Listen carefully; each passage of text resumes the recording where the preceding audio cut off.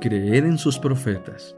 Jueves 19 de mayo 2022. Números 9. La celebración de la Pascua. El Señor habló a Moisés en el desierto de Sinaí, en el mes primero del segundo año de su salida de la tierra de Egipto, diciendo: Los hijos de Israel celebrarán la Pascua a su debido tiempo.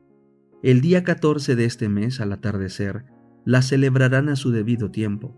La celebrarán conforme a todos sus estatutos y conforme a todos sus decretos. Moisés habló a los hijos de Israel para que celebraran la Pascua, y celebraron la Pascua en el desierto de Sinaí, el día 14 del mes primero al atardecer. Los hijos de Israel hicieron conforme a todo lo que el Señor había mandado a Moisés. La Pascua del segundo mes. Sucedió que algunos hombres estaban impuros a causa de contacto con un cadáver, de modo que no pudieron celebrar la Pascua aquel día. Se acercaron aquel día a la presencia de Moisés y de Aarón, y esos hombres les dijeron: Nosotros estamos impuros a causa de contacto con un cadáver. ¿Por qué seremos impedidos nosotros, entre los hijos de Israel, de ofrecer sacrificio al Señor a su debido tiempo? Moisés les respondió: Esperen hasta que yo oiga qué es lo que manda el Señor acerca de ustedes. Entonces el Señor habló a Moisés diciendo: Habla a los hijos de Israel y diles: Cualquiera de ustedes o de sus descendientes que esté impuro a causa de contacto con un cadáver o que esté lejos de viaje, podrá celebrar la Pascua del Señor. La celebrarán el día 14 del mes segundo, al atardecer, y la comerán con panes sin levadura y con hierbas amargas. No dejarán nada de ella para el siguiente día, ni quebrarán ninguno de sus huesos. La celebrarán conforme a todo el estatuto de la Pascua. Pero el que está puro y no está de viaje y deja de celebrar la Pascua, tal persona será excluida de su pueblo, porque no ofreció el sacrificio al Señor a su debido tiempo. Tal persona cargará con su pecado. Si con ustedes reside algún extranjero y celebra la Pascua al Señor, la celebrará conforme al estatuto y el decreto de la Pascua. El mismo estatuto tendrán, tanto para el extranjero como para el natural de la tierra. La nube y el fuego sobre el tabernáculo. El día en que fue erigido el tabernáculo, la nube cubrió el tabernáculo y la tienda del testimonio, y desde el anochecer hasta el amanecer había algo semejante a fuego sobre el tabernáculo. Así sucedía continuamente. La nube lo cubría de día y la apariencia de fuego de noche. Cuando la nube se levantaba de encima del tabernáculo, los hijos de Israel se ponían en marcha, y en el lugar donde la nube se detenía, allí acampaban los hijos de Israel. Al mandato del Señor, los hijos de Israel partían, y al mandato del Señor acampaban. Ellos quedaban acampados todos los días que la nube permanecía sobre el tabernáculo. Cuando la nube se detenía muchos días sobre el tabernáculo, los hijos de Israel guardaban la ordenanza del Señor y no se ponían en marcha.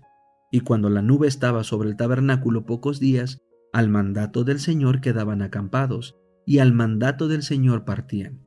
Cuando la nube se detenía desde el anochecer hasta el amanecer, y la nube se levantaba por la mañana, ellos se ponían en marcha.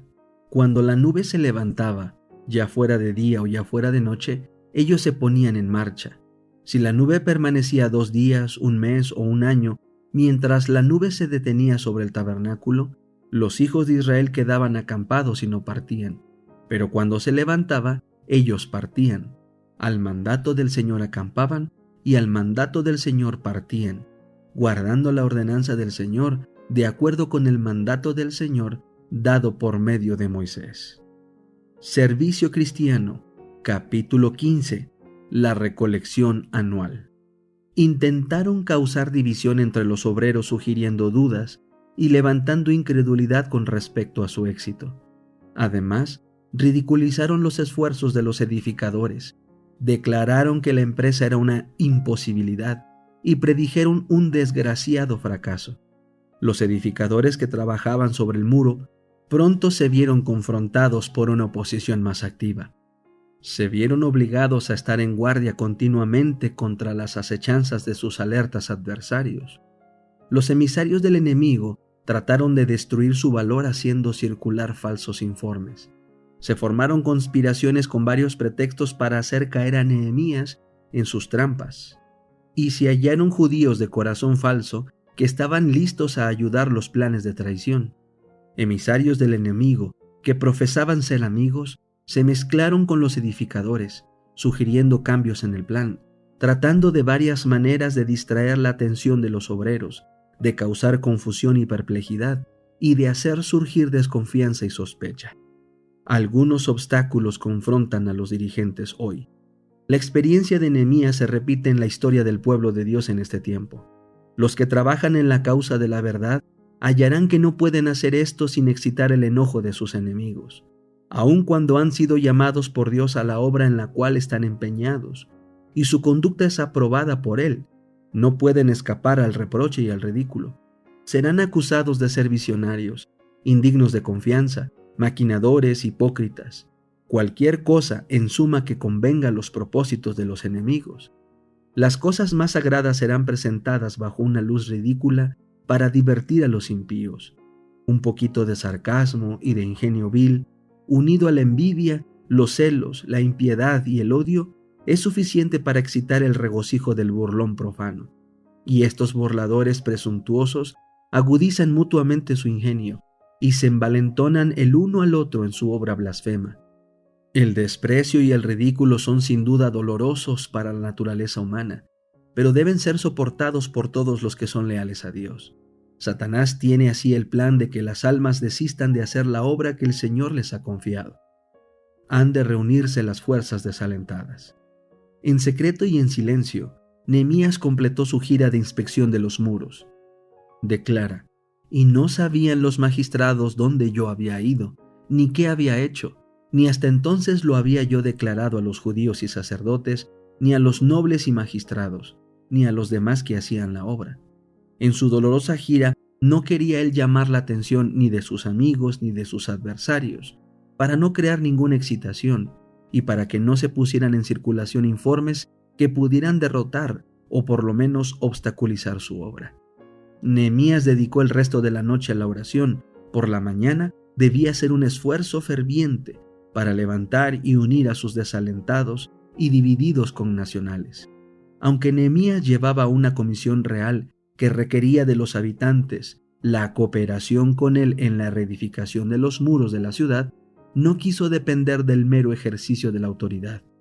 Intentó más bien ganar la confianza y la simpatía de la gente, pues sabía bien que una unión de los corazones así como de las manos era esencial para el éxito en la gran obra que había emprendido.